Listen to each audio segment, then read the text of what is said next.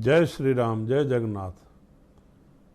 आ फेरे 149મી રથયાત્રા ધૂમધામથી નીકળી રહી છે।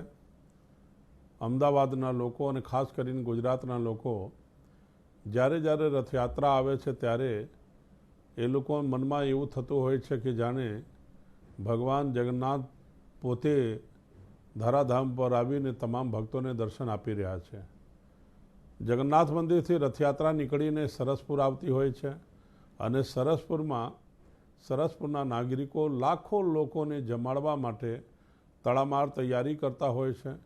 અને એક મોટું જગન્નાથ ભગવાનનો એક ચમત્કાર જેવું છે કે અહીંયા અનેક પોલોમાં, મારા ત્યાં બી અને અનેક પોલોમાં રથયાત્રામાં આવેલા તમામ હરિભક્તો સંતોના ભોજન માટે વ્યવસ્થા કઈ રીતે થઈ જાય છે અને થઈ તો જાય છે, એના સિવાય રથયાત્રાના પાવન પર્વે માત્ર ને માત્ર 2-2.5 કલાકમાં લાખો લોકો જમી લે છે। એ બહુ મોટું એક ચમત્કારથી ઓછું નથી। સરસપુરના પ્રજા અને સરસપુરના લોકો એટલી બધી તૈયારીઓ કરતા હોય છે કે અહીં આવેલા તમામ હરિભક્તો જાણે ભગવાન સ્વયં પીરસવા આવતા હોય છે।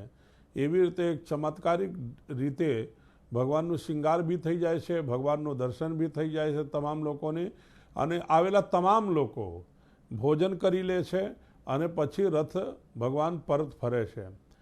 ભગવાન જગન્નાથ જ્યારે નગર ચર્ચા ઉપર નીકળતા હોય છે ત્યારે તમામ લોકો અને ખાસ કરીને અમદાવાદ અને એનાથી પણ વધારે અમારા સરસપુરના લોકોનો પરમ સૌભાગ્ય છે કે આ દિવસે ભગવાન પોતે અહીંયા આવતા હોય છે અને પોતે ભગવાન દર્શન કરવા આપતા હોય છે। ભગવાન જગન્નાથ પોતાના નિજ ધામ છોડીને સરસપુરના લોકો અને અમદાવાદ અને ગુજરાતના લોકોને દર્શન આપવા માટે અહીં પધારતા હોય છે। આમ તો જગન્નાથ મંદિર દર્શન કરવા અમે રોજે જઈએ છીએ, જ્યારે ટાઈમ અનુકૂળતા હોય ત્યારે જઈએ, પણ ભગવાન જાણે એમ કહેતા હોય કે મારા ભક્તો, મારા વાલા ભક્તો રોજ દર્શન કરવા મારા આવે છે, પણ ચલો આજે હું ભક્તોના દર્શન કરવા માટે એમના ગામમાં જઈએ, એમના નગરમાં, એમના વસ્તીમાં જઈએ। તો ભગવાન જગન્નાથ રથ ઉપર બિરાજમાન થઈ જગન્નાથ મંદિરથી અહીં આવતા હોય છે। અને વિચાર કરો કે જગન્નાથ મંદિર એક જૂની વસ્તી જેવી છે, પણ ભગવાન જ્યારે જગન્નાથ સરસપુર પધારતા હોય છે અથવા સરસપુરના તમામ રૂટ જગન્નાથ મંદિરથી નીકળીને ખાડિયાથી લઈને Kalupur, Sarangpur, new cloth market એ બાજુથી જ્યારે નીકળતા હોય ત્યારે એમાં ખાસ કરીને સરસપુર, આપ અત્યારે જોશો તો સરકારના તમામ તંત્ર સરસપુરમાં લાગેલા છે। ઇલેક્ટ્રિકથી લઈને પાણી વ્યવસ્થા, સફાઈ કર્મચારી, સરકારના તમામ વ્યવસ્થા, પોલીસ કર્મી લોકો અને પોલીસકર્મી ભાઈઓ બી ખૂબ તડામાર તૈયારીઓમાં જોડાયેલા હોય છે। એવી એમની ખૂબ મહેનત હોય છે।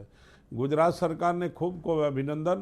આટલી મોટી રથયાત્રા નીકળતી હોય છે ત્યારે પણ સરકારની વ્યવસ્થાના લીધે કોઈ પણ વ્યવધાન ક્યારે આજ સુધી, હું છેલ્લા 30 વર્ષથી રથયાત્રા કરું છું, પણ મેં એક દાખલો નથી કે આટલી મોટી માનવ મેદનીમાં લાખો લોકોમાં એક કોઈ ઘટના બની હોય અને કોઈ એક પણ વ્યક્તિ ભૂખ્યો ગયો હોય। સરસપુરના લોકો જે ભંડારો ચાલે છે એ તો ચાલે છે, પણ મને ઘણું બધું ખબર છે કે આપ સરસપુરમાં રહેતા હોય અને સરસપુરમાં તમારું મકાન હોય તો તમારા ઉપર આખા ગામમાંથી ફોન આવે। આપ જ્યાં બહાર રહેતા હો, અમદાવાદ કાં તો ગુજરાત, ગમે ત્યાં રહેતા હોય, ત્યાંથી મહેમાન તરીકે ફોન આવે કે હું ભાઈ આ ફેરે રથયાત્રા જોવા, ભગવાન જગન્નાથના દર્શન કરવા હું તમારા ત્યાં આવવાનો છું। તો જેના ત્યાં મહેમાન આવે એ તમામ લોકો, 5 લોકો આવે તો 5 લોકોની વ્યવસ્થા પણ એ લોકો કરતા હોય છે। અને માનો જગન્નાથ મંદિર યાત્રાના સમયે સરસપુરમાં તમામ લોકો એમના ઘરમાં પણ મિષ્ઠાન બનાવતા હોય, ભગવાનને સારું સારું જમાડવા માટે એમની તૈયારી હોય છે। પણ અહીંયા સરસપુરના લોકો, અહીંયા વ્યવસ્થા, મને બી આશ્ચર્ય હોય છે। મને યાદ છે કે એકવાર મને પત્રકાર બંધુએ પૂછેલા, ખૂબ મોંઘવારી હતી અને એ ટાઈમે મગની ભાવ બી ખૂબ, મને લાગે છે 100 સુધી પહોંચી ગયેલું, ત્યારે મને પત્રકાર બંધુએ પૂછેલું કે ભાઈ આટલું મોંઘવારીમાં આટલી વ્યવસ્થા કઈ રીતે થઈ જાય છે? મેં એમને જવાબ આપેલો કે સરકારને જો મોંઘવારી નડતી ન હોય તો આ તો ભગવાન સાક્ષાત સરકારોના સરકાર છે, જગન્નાથ ભગવાન છે। આ તો રાઘવેન્દ્ર સરકાર છે એમનાથી કોઈ મોંઘવારી નડતી નથી. મને આટલી મોંઘવારીમાં પણ ક્યારેક આટલા વર્ષોથી જોઈ રહ્યો છું, ક્યારેક મને બી એવું થાય કે શું આ ફેરે આ વ્યવસ્થા નહીં થાય, પણ જ્યારે ભગવાન જગન્નાથ આવવાની તૈયારી થાય, નજીક આવે, ત્યારે જાણે કોઈ વસ્તુ આપી જતો હોય જેની આપણી કલ્પના ન હોય. આપણે પહેલાં વાત કરતા હોઈએ અને કે આ વસ્તુ કઈ રીતે થશે, અને એટલામાં કોઈને આવીને કોઈનો ફોન આવી જાય, કોઈનો સમાચાર આવી જાય કે હું આ વ્યવસ્થા કરું છું. દાખલા તરીકે આ ફેલે ભંડારા કરવામાં સૌથી મોટી કોઈ તકલીફ જો હતી એ તો ગેસ બાટલાનો, પણ મને થોડું હતું કે કઈ રીતે વ્યવસ્થા કરીશ, પણ ઠાકુરજીની કૃપાથી, ભગવાન જગન્નાથની કૃપાથી, રામજીની કૃપાથી આ ફેરે પણ એ સહજતાથી, સરળતાથી તમામ વ્યવસ્થા થઈ ગઈ. આપ જ્યાં બેઠા છો ગોપાલલાલજી રામજી મંદિરમાં, અહીંયા બી લાખો લોકો ભોજન ભગવાનના પ્રસાદ લઈ રહ્યા છે અને લેશે. તો સવારે 9 વાગે ચાલુ થઈ જાય છે અને સાંજે 3-4 વાગ્યા સુધી ભગવાન બલભદ્ર, જગન્નાથ ભગવાન, સુભદ્રા જ્યાં સુધી અહીંથી પાછા જગન્નાથ મંદિર પહોંચી ના જાય ત્યાં સુધી અહીં રથયાત્રાનું તમામ ભંડારું ચાલુ હોય છે. આવનાર તમામ લોકો, અને એનાથી પણ વધારે આપણી જગન્નાથ મંદિરની રથયાત્રા, અમદાવાદની રથયાત્રા એ કેવલ ગુજરાત પૂરતું સીમિત નથી, અમદાવાદ પૂરતું સીમિત નથી. આમાંથી અયોધ્યા, વૃંદાવન, મથુરા, ચિત્રકૂટ તમામ દેશમાંથી સાધુ સંતો અહીં પધારતા હોય છે. એ તમામ લોકો માટે દાન દક્ષિણા, વસ્ત્ર જે જેના લાયક છે તમામને સન્માન કરીને, ભોજન પ્રસાદ કરીનેથી વિદા કરવામાં આવે છે. તો આ અલૌકિક ભગવાન જગન્નાથ સાક્ષાત બિરાજમાન છે આપના ઉપર.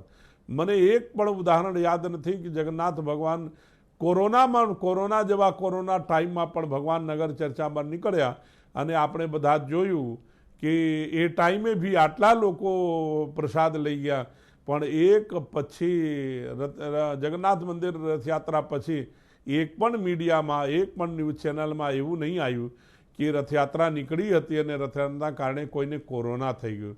ભગવાન તો મને એ ટાઈમે એવું લાગતું હતું કે ભગવાન કોરોના મટાવવા માટે નીકળ્યા છે.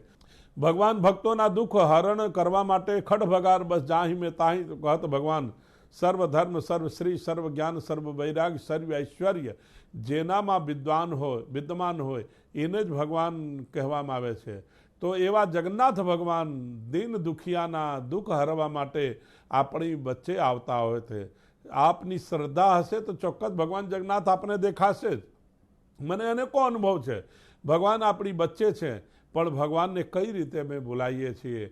ભગવાનને શ્રદ્ધાથી બોલાવીએ, હે ઠાકોર તું મારી જોડે આવી જા, તો ઠાકોર તમારી પાસે જ ઊભા છે. કોઈ એમ કંઈક મેં બહુ મોટી વ્યવસ્થા કરી છે, મેં આ કરી છે, મેં તે કરી છે, ભગવાન આવી જા, તો ભગવાન નહીં આવે. પણ શ્રદ્ધાથી જો દીનહીન બનીને ભગવાનને આપણે આર્તનાદ કરીશું તો ચોક્કસથી ભગવાન જગન્નાથ આપણી વચ્ચે હશે. મોટા મોટા ધુરંધરોને ભગવાન ન મળે, પણ સબરીને ભગવાન કુબજાને મળે, સબરીને મળે.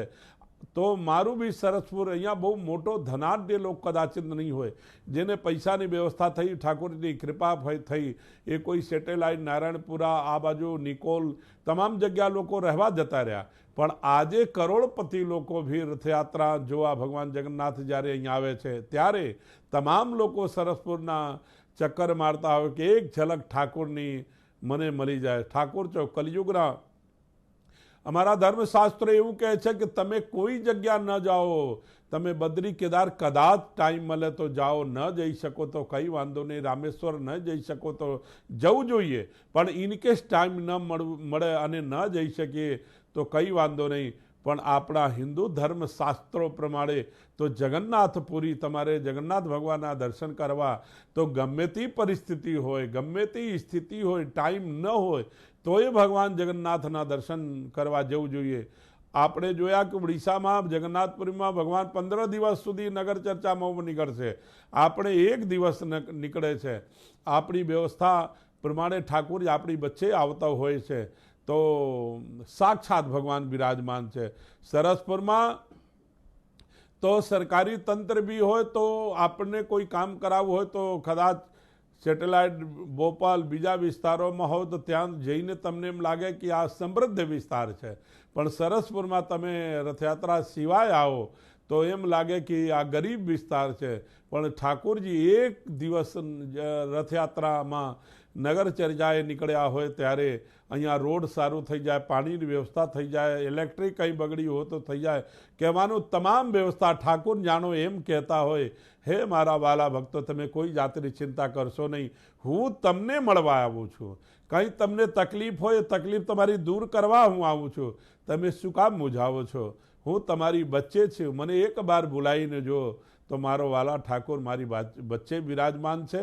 આપ સૌ હરિભક્તોને આ રથયાત્રાના પાવન પર્વે આપનું સ્વાગત છે. જે કોઈ ભોજન પ્રસાદ નહીં લીધા હોય એ તમામને ભોજન પ્રસાદ લેવા ગોપાલલાલજી રામજી મંદિર તમારા માટે ખુલ્લું છે. અહીંયા છેલ્લે 14, 15 અને 16 રથયાત્રા 3 દિવસનું ભંડારા સતત ચાલી રહ્યું છે. અને આપ આવો, આપ ભી ઠાકોરજીના પ્રસાદ, જ્યારે કોઈ પણ પોલોમાં તમે ભોજન પ્રસાદ લેતા હો તો એમ નહીં માનતા કે આ ભોજન પ્રસાદ છે, એમ માનજો મારા ઠાકોરજીનો પ્રસાદ છે, જગન્નાથ ભગવાનનો પ્રસાદ છે, સુભદ્રા બલભદ્રનો પ્રસાદ છે. અને ત્યારે જ્યારે તમે આરોગશો, જ્યારે ગ્રહણ કરશો ત્યારે એમ લાગશે કે અમે દાલ ભાત પૂરી શાક ફૂલવડી બુંદી લાડવાલું નથી ખાતા, આ તો મારો ઠાકોરજીનો આરોગેલો પ્રસાદ છે અને મેં ધન્ય છે કે અમને મળ્યું. પણ ઠાકોરજી આવે છે તમામ ચકલીએ, જે પાણી સવારે આવે છે, તમે જોશો તે જેટલા ભોજન કરે છે પોલે પોલે જ્યાં નલ હશે નલ ચાલુ જ હશે. ધન્યવાદ છે ગુજરાત સરકારને, અમદાવાદ કોર્પોરેશનને. તમામ લોકો એવી વ્યવસ્થા કરે છે, કોઈને કોઈ જાતની તકલીફ નથી પડતી. આવનાર તમામ હરિભક્તો, અખાડાઓ, હાથી ઘોડા પાલખી જે લોકો આવે છે, તમે તમારું ઉત્સાહ જોઈને ભગવાનના હરિભક્તો પણ ખૂબ આનંદિત થાય છે. તમે આટલી મોટી યાત્રા કરીને આવો છો અને પાછા જાઓ છો, કોઈને થાક લાગતી નથી. કોઈ વ્યક્તિ એમ નહીં કહેતો કે હવે રથયાત્રાની સાથે હું આવ્યો છું, હું પાછો રથયાત્રામાં નહીં જઈશ, કોઈ વાહનમાં જઈશ. પણ ઠાકોર કહે, જાણે ઠાકોર બધાના દુઃખ હરણ કરી લીધા હોય, બધાના થાક હરણ કરી લીધા હોય, તો આવી રીતે ભગવાન આપણી વચ્ચે છે, આપણી વચ્ચે હોય છે. શ્રદ્ધાવાન લભતે જ્ઞાનમ, આપણું શ્રદ્ધા હોય તો ચોક્કસથી જનજનમાં ભગવાન છે, એક એક વ્યક્તિમાં ભગવાન છે. ઘણા લોકો એમ તર્ક છે, લાખો લોકોને ભગવાન મળવા કઈ રીતે જતા હશે? તો અમિત રૂપ પ્રગટે તહી કાલા, જથા જોગ મિલે સહી કૃપાલા. ભગવાન આમ અયોધ્યા આયા, લંકા ઉપર વિજય પ્રાપ્ત કરીને, તો ભગવાન વિચાર કરવી, હું એકેલો છું અને આ લાખો મેદનીને હું કઈ રીતે મળીશ? તો ભગવાન એક રૂપમાં અનેક રૂપ થયા અને અનેક રૂપ થઈને બધાને મળ્યા. એ બધાને જેને મળતા હતા એમ લાગતું હતું કે ભગવાન મને જ મળે છે, પહેલાં મને જ મળે.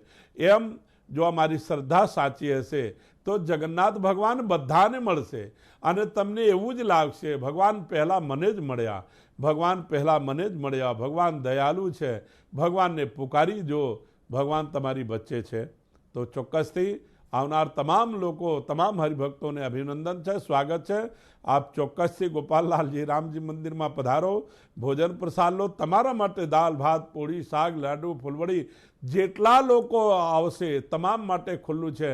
અને ખાસ કરીને પોલીસકર્મી ભાઈ બંધો, પોલીસકર્મી કર્મચારીઓ, જે કોન્સ્ટેબલ છે, PSI છે, PI છે, એ આખા ગુજરાતમાંથી આવેલા છે. એમના માટે બી વ્યવસ્થા કદાચિત કંઈ ઓછી બધી હોય. તમામ લોકો, તમે લોકો બી માન સન્માન છોડી નહીં પધારો. તમને બી ભોજનને પ્રસાદ બાકી છે.